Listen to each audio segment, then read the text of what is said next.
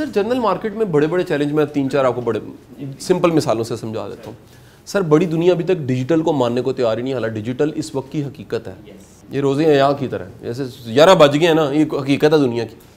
Sir digital 11 बज गए हैं, इससे आप बच नहीं सकते। आपका एजुकेशन, आपकी सेल्स, आपकी कॉमर्स, आपके बिजनेस, आपका पढ़ाना, आपकी कोचिंग, आपकी ट्रेनिंग, ये सारी की सारी दुनिया डिजिटल पे चली गई। ये होना था, शायद दुनिया ने सोचा था 5G पे। हम एक्सपेक्ट कर रहे थे जब 5G आएगा ऐसा होगा, ऐसा नहीं हुआ।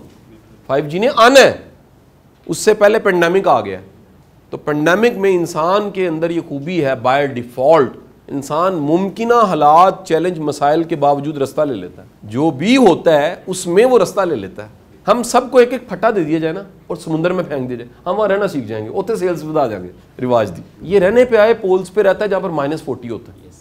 ये रहने पे आए, आप नॉर्थन एरियाज में कहीं होके आगे होंगे, सोचे वहाँ पर रह रहे हैं लोग। ये रहने पे आए रेगिस्तान के अंदर झुग्गियाँ लगी हुई, वहाँ भी रह रहे हैं। दुनिया की सबसे टफ जो जॉब है ना, पता क्या, कोयले की कान में काम करना। दम घुटते हैं, मर जाते, फिर भी कर रहे। यार ये गटर की गार निकालना कोई ईजी जॉब है? कैसे कैसे दुनिया के मुश्किल तरीन काम है जो इंसान कर रहा है। क्यों कर रहा है?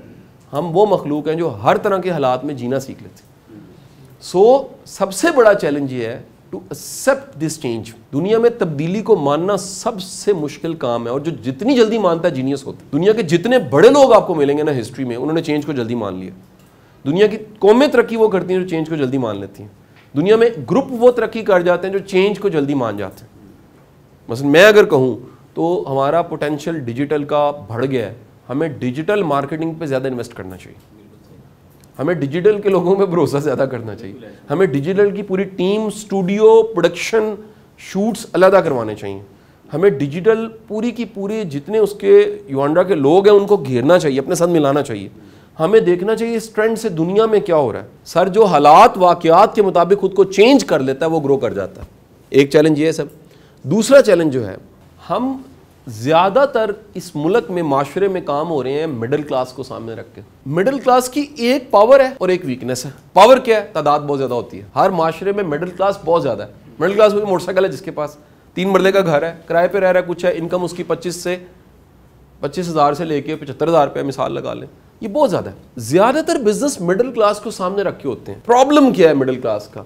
इसमें बड़ी सेल हो तो प्रॉफिट निकलता है, जबकि आने वाला वक्त ये मान रहा है वो प्रोडक्ट जो इलीट के लिए। तो इलीट में क्या होगा, आपका मार्जिन, आपकी टारगेट ऑडियंस, आपकी दुनिया वो सारी बदल जाएगी, और फिर आपके कंपटीटर्स भी बदल जाएंगे।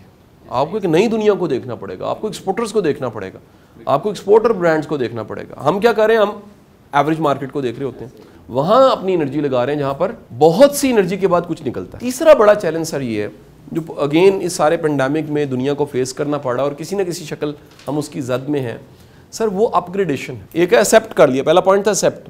अब चेंज क्या लानी है अपने अंदर? सर आज की टेक्नोलॉजी है यूट्यूब, आज की टेक्नोलॉजी है फेसबुक पेज। आप इसको, इस पावर को यूज़ ना करें। तो अब क्या था, पहला था एक्सेप्ट इट, दूसरा था ऑडियंस बदले, टारगेट बदले, क्लाइंट बदले, इलीट करें, और तीसरा मैंने क्या बोला, अब हमें क्या करना है। तो मेरी आप सबसे गुजारिश ये है कि आप इस स्पेस को देखें, इस स्पेस में आप में क्या तब्दीलियाँ आनी चाहिए, इसमें आपने कैसे प्रिपेयर होना है, इसमें आपकी अपग्रेडेशन क्या है, इसमें आपकी सोच। आपको आखिरी गुजारिश कर रहा हूँ यार, जो बनना चाहते हो ना वो अब से बनो। ज़हनी तौर पे हम इंतज़ार कर रहे हैं सबके सब हम एक दिन बनेंगे। हमारा मसला ये है कि हमारा हुलिया, माफ़ी के साथ ये बात कहने लगा हूँ, हमारी सोच, हमारा अंदाज़ वो एक एवरेज सेलमैन वाला होता है, और हम चाहते हैं मार्केटिंग का हेड बनना। मिसाल समझे कि नहीं समझे? हम चाहते हैं HR का हेड बनना, हम चाहते हैं ग्रुप का CEO बनना। सर जब तक आपके यहाँ तब्दीली नहीं है, जो बड़ी तब्दीली है जिसके ऊपर लेक्चर था, और आपके दिखने में तब्दीली नहीं है, सर आपकी ज़िंदगी में कोई तब्दीली नहीं आती। तो आप कम से कम अपनी सोच में उसको रिपेयर करें। मैं हमेशा ये मिसाल देता हूँ, ये कुर्सी है ना सर, साहब कैसी है? अच्छी है, ठीक है, सही है, बैठने में फर्स्ट क्लास है। सर बिला मुबालगा ये 5 बार रिपेयर हो चुकी है। रियली 5 बार रिपेयर हो। अगर रियली 5 बार ये रिपेयर हो सकती है तो ये रिपेयर क्यों नहीं हो सकता? हमारा नॉलेज क्यों नहीं रिपेयर हो सकता? हमारी आदतें क्यों नहीं रिपेयर हो सकती?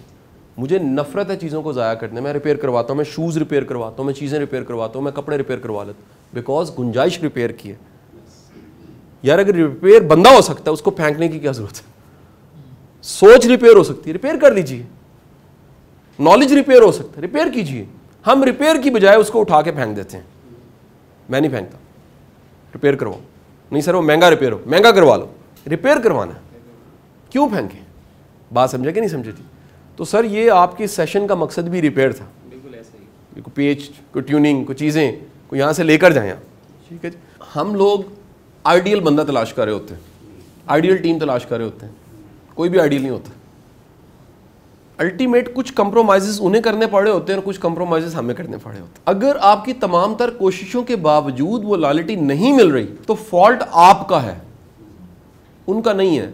कुछ ना कुछ मिसिंग ऐसा ज़रूर है जो हमने गलती की हुई है। और वो मैं मिसाल देता हूँ, हम सोने का नवाला खिला रहे हैं और चित्र भी मार रहे हैं, ऐसा हो सकता है, बड़ी जगह पे ऐसा है। वो लोग समझते हैं कि जनाब ये हम तो बड़ा अच्छा पैकेज दे रहे हैं, सारा कुछ कर रहे हैं। हम ये नहीं देख रहे होते कि उनकी और भी नीड्स हैं, वो पैसों के अलावा है। क्या समझ, रिकॉग्निशन नीड है, सिस्टम लैग कहाँ कर रहा है, आप लैग कहाँ कर रहे हैं। तो जब ढूंढेंगे तो मिल जाएगा कि है कोई ऐसी गलती। बाकी देखें सर, दुनिया में 100 में से चंद दाने खराब होंगे, वो नॉर्मल है। मेरा कहना है कि आपके सिस्टम में, आपकी टीम में आपकी गलती से वो लोग नहीं बढ़ने चाहिए जो खराब है।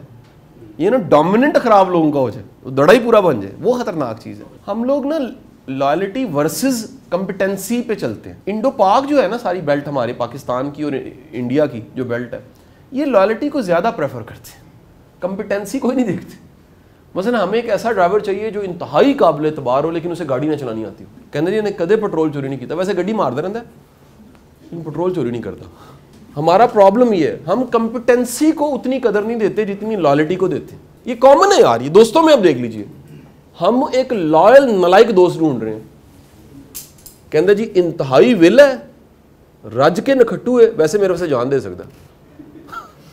ऐसे कईयों के पास दोस्त होंगे, मैं बड़े कम ऐसे आपको लोग मिलेंगे जो कहेंगे यार ये इंतहाई काबिल इंसान है, इसके बाद वक्त कोई नहीं होता, इसकी मेहरबानी मुझे 30 मिनट दे देता है और वैसे मुखलस भी है। डोमिनेंट उसका प्रोफेशनल होना है। हमें ऐसा दोस्त ही नहीं चाहिए। असं कहने यार लै जड़ा शाम ਨੂੰ बैग गप्पा ही ना लाए, जड़ा मैसेज का रिप्लाई 3 घंटे बाद करे, वो दोस्त चंगा नहीं होता। हमें दरअसल वफादार कुत्ता और वफादार दोस्त रखने की आदत पड़ी हुई है, तो उसमें बड़ा फ़र्क होता है। काबिल कंपिटेंसी को वैल्यू देना, कंपिटेंसी का मतलब है उसकी काबिलियत को मानना, उसकी प्रायोरिटीज़ को मानना, उसकी अहमियत को मानना। तो ये एक कहीं ना कहीं हमें कल्चर देने की ज़रूरत है। अच्छा, गोरा इससे आज़ाद है। बड़े ग्रुप्स दुनिया के जितने हैं ना, वो कहते हैं यार अल्टीमेट कंपिटेंसी इतनी डोमिनेंट चीज़ है। कंपिटेंसी का एक पार्ट ट्रस्ट भी है। वो क्या कहते हैं, वो कहते हैं जो काबिल इंसान है ना, उसकी काबिलियत का एक हिस्सा ये है वो वफादार भी हो। हम कहते हैं जरा वफादार है ना, उन थोड़ा काबिल भी होना चाहिए। अब ये देखें ना, हमारे यहाँ ये मेजरमेंट ही नहीं है ना, कंपिटेंसी मेजरमेंट ही नहीं है। एक इंतहाई काबिल इंसान है, ठीक है कि नहीं, लेकिन बॉस की नज़र को नहीं भाता वो, यानी अब लॉयल्टी पे प्रॉब्लम आ गई है, वो गया, उसकी ग्रोथ रुक गई, वो सैचुरेट हो जाएगा। एक ऐसा बंदा है जो इंतहा का वफादार है, जो बॉस डकार मारे गड़ोर, ओके बॉस क्या कमाल आपने, लगता है आपने हार्वर्ड से सीखा हुआ है। बॉस भी आगे से कि हाँ जी बस अल्लाह का शुक्र है जी, सुबह ही तुम्हारी भाभी ने पाए खिलाए थे, ये वही डकार है जी, पायों वाला है। हमें ऐसा बंदा चाहिए। इस मुल्क के सबसे बड़ा मसला ये है, जो जितने बड़े लोग हैं उनके करीब लॉबिंग है, और वो लॉबी जो बनी हुई है वो ट्रस्टवर्दी लोग उनके ज़हन में है कि ट्रस्टवर्दी। कंपिटेंसी कोई चेक नहीं हो रही। मैं आपको जो नया दरवाज़ा खोलना चाह रहा हूँ सोचने का, हमें लोगों की काबिलियत से उनकी रिस्पेक्ट करनी चाहिए। वफादारी पैदा खुद ही हो जाती है। क्या बोला है, आप आजमा के देखें, किसी को कहें यार आप बड़े काबिल हैं, कहना शुरू कर दें, उसके अंदर की खूबियाँ ढूंढ के उसको बताएं, सर वो बंदा आपसे वफादार हो जाएगा।